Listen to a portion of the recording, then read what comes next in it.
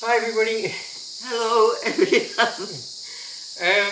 Last week we posted Pure Fruit on our YouTube channel. It's a documentary that was made in 2009 and at the end of 2009, and we're going to talk about how that came to be, how it was born. So should I start? Yeah. What happened was that in 2006 I was visiting a friend of mine, a friend of ours, Zalan, who at the time was living in central Victoria, a little town called Hepburn Springs, and he was running a kind of old worldly guest house in Hepburn Springs where I was staying at, and in exchange for me staying there I was doing a bit of work for him. And there was one other young lad, a German fellow named Julian, who was staying there at the same time as I, on the same kind of basis that he was working in exchange for living there for a week or two. And Julian was a raw food vegan who I think he'd never met a fruitarian before, so he was quite kind of fascinated by the fact that I was eating only fruit. And I think I must have inspired him to do likewise, because a year or two later he was travelling in South America, and on his travels he ran into a young American fellow named Emil, who was at the time a filmmaker, or he was a student filmmaker. He was at university studying film. I'm not exactly sure what the course was called, but studying film. And he, for his thesis, he had to create a documentary. It was part of the end of year thing that he had to submit a thesis, this 1 hour documentary. And he thought that when he met Julian, that maybe he could make his thesis about him, because Emil had never met somebody who was fruitarian, because that's what Julian was doing at the time. He was eating only fruit. He thought this was quite fascinating, and Emil was looking for an idea for his thesis. So he thought, well, this is something that I could do, that I could make a documentary about. So we asked Julian if he could do that. But Julian was maybe a little bit shy and didn't really feel like he had enough experience already to be part of that documentary. But he suggested to Emil that Emil should contact me and make the documentary with me if we agreed. Mm-hmm. So in 2009. Emil did that. He contacted me, sent me an email, and he asked if it would be okay to do that, and that's how it all got started, really. And yeah, do you want to say something before I continue? Or?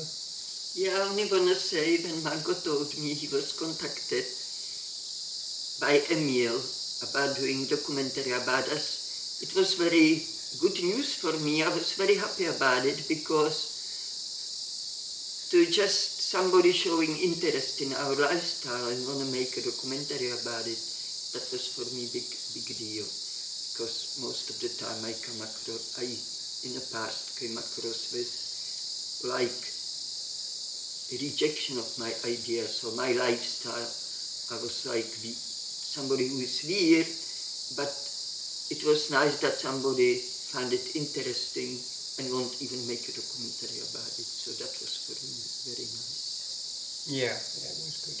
And the other thing that was really cool, at the time, in 2009, I was waiting on a permanent residency visa for Australia, and we were living in Sydney, and but we didn't really want to be living there. We both had this idea that we wanted to come up north into the tropics, into the Australian tropics. We didn't know really exactly where, but we did have in mind this particular area that we're living in now. So we had that in mind. That was our plan to do, and it happened that I think in maybe September of that year, 2009, I got my permanent residency visa, and Emil wanted to come in.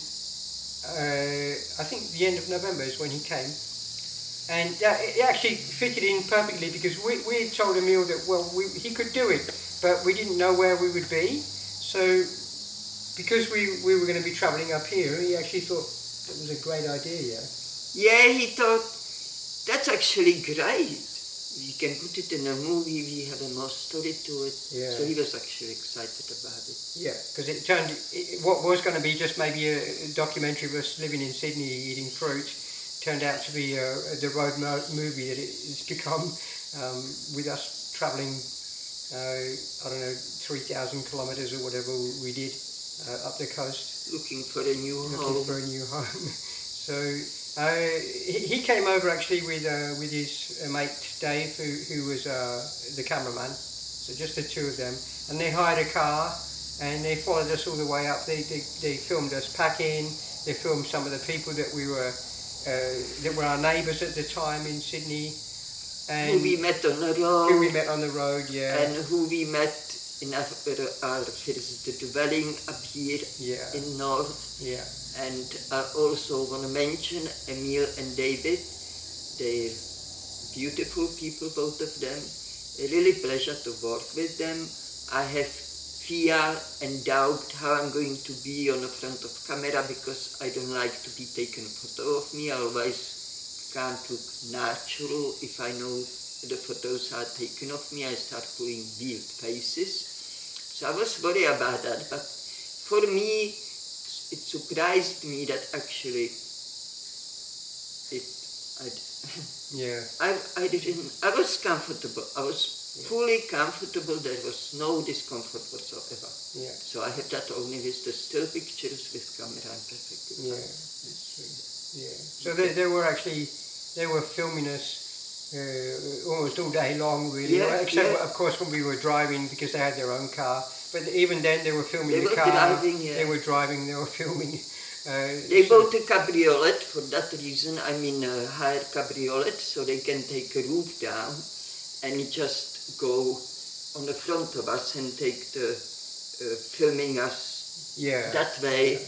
And I think one time they were actually stopped by the police. Weren't they? I have a feeling that they were stopped because David was sitting up without his seatbelt and he was filming us with the roof down.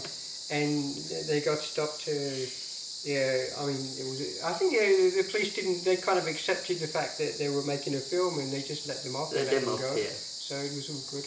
And at one time, I think also we got lost. So we separated. We didn't know where they were, but fortunately, Emil had bought two little cheap mobile phones. That they had one and we had the other. We'd never had a mobile phone. That was the first one we'd had.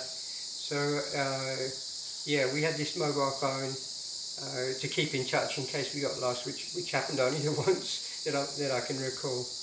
But it was a pleasant trip up, and I think all in all they filmed over 200 hours of footage, and Emil somehow managed to reduce it all down to one nice little documentary that's just 1 hour long.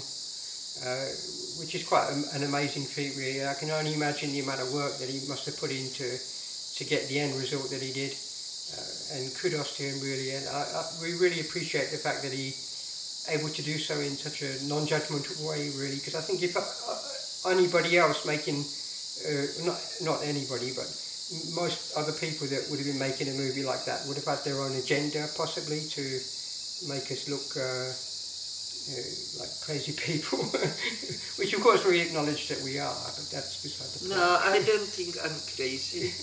I think the rest of the world is, but that's okay. Yeah, well, I agree with her, really. So everybody else is crazy, we're the only sane ones. But anyway, yeah. No, I don't want to get into this. I also want to mention we got as a present those mobiles, and we also got the record. Little gadget which was record. It was a camera. It was a little camera. Yeah, a little camera. Yeah.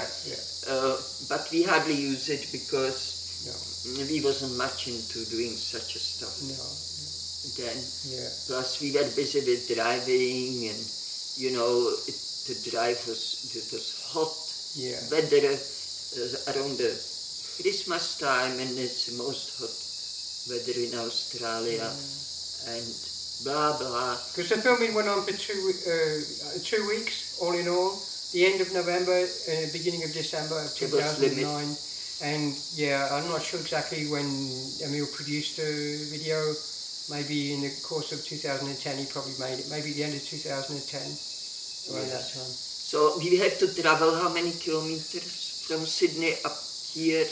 About over 3,000 kilometers. Yeah. So we most of the day were traveling. We used to stop for buy some fruit, eat some fruit, Yeah. have a little rest, go to restroom, blah blah blah. Mm. And also that you can see in some video those stops Yeah. and how we chatted people on the way. Yeah. We met Yeah. while we Yeah. had a Yeah, it was very well done, and he captured some great moments there yes. with Ian as well. Yeah. Yeah, Ian's getting few comments because nobody can believe that's another kind of extreme in a way today. We have a choice how we can eat. He's practicing paleo, I think, which is getting popular more maybe than fruitarian, but that's okay, that's understandable because the meat is number one still for most of people on earth as food. So we can be talking now about the video. So what else we want to say about that video? Making. Yeah. Yeah, just really it was a nice experience for us, and it's really kind of nice legacy to have that we can look back on and see, remember the time when we were in Sydney and where we lived and the neighbours we had, the people we knew, and just the whole experience of coming up here and not really knowing what we were going to do, and just the beautifulness of how it all fell into place really afterwards, which wasn't in the video, but yeah, it did. Yeah. So we hope that whoever watched the video already, that you enjoyed it. Yeah. And we got few comments on that video. We really thankful for them, and thank you for letting us know you out there, just on talking to the air. And also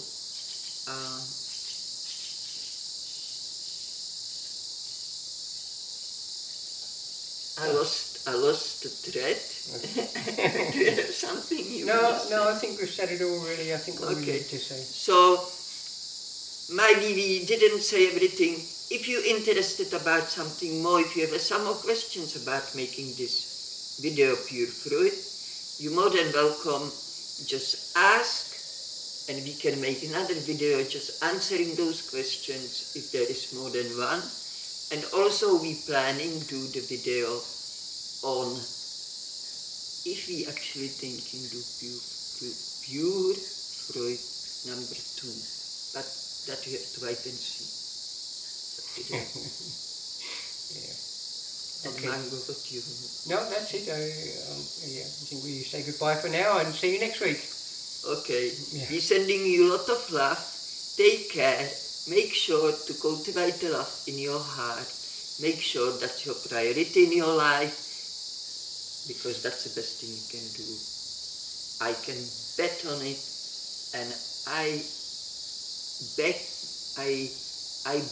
also you can bet on it too. And I'm not betting on anything, I'm not gambler, but this one I bet on. Thank you. That's all from me too for now. All the best for everybody. Yeah. See you next time.